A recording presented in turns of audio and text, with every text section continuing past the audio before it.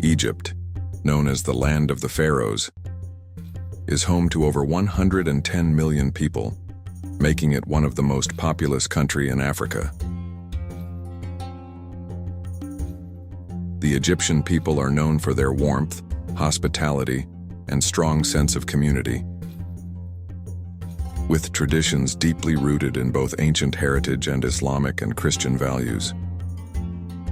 Egyptian culture blends the legacy of the pharaohs, Greek and Roman influences, Arab traditions, and modern global trends.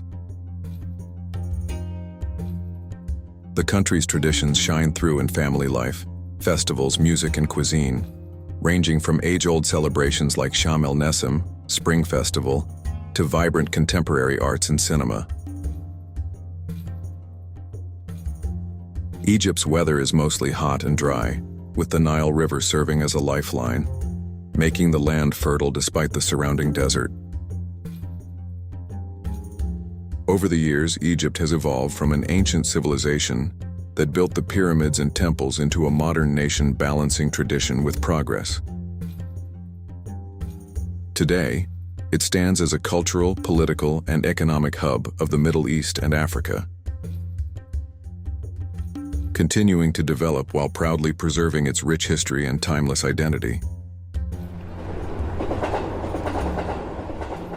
In the blistering heat of the Egyptian desert, where dunes shimmer and sandstorms howl, a new vision is rising. A steel serpent stretching from the Red Sea to the Mediterranean, destined to rewrite the story of a nation's transport, economy, and future. They call it the Green Line, the first leg of Egypt's ambitious high-speed rail network. And now at 67% complete, the project enters a pivotal phase. When the plan was first conceived, it seemed almost impossible. A 660-kilometer corridor linking𝟐👑 on the Red Sea, through Cairo to Alexandria, and Marsa Matruh on the Mediterranean, not just for passengers, but for freight as well. A line designed to cut travel times in half, reduce carbon emissions by 70%, and carry up to 30 million people every year. But ambition comes at a price.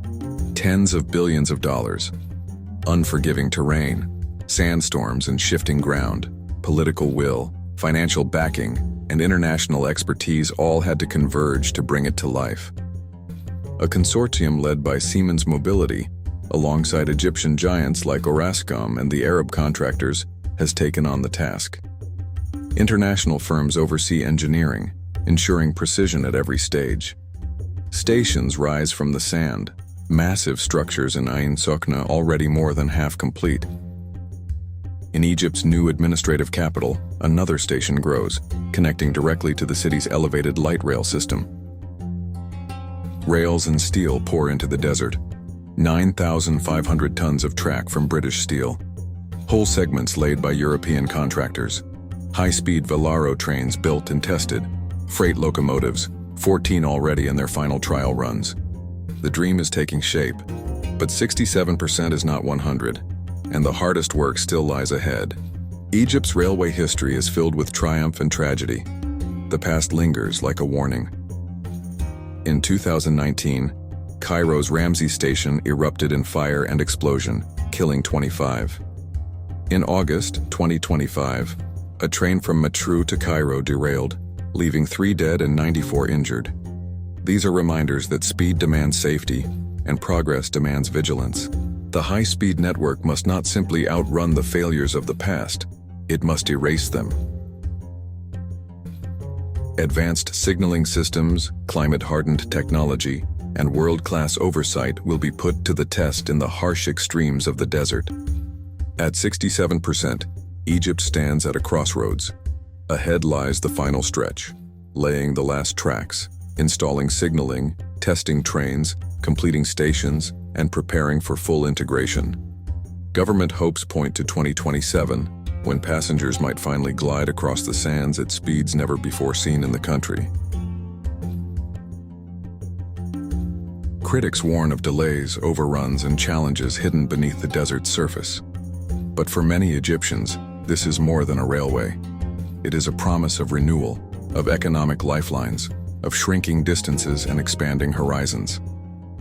Imagine traveling from Cairo to Alexandria, or from the Red Sea to the Mediterranean in under 3 hours.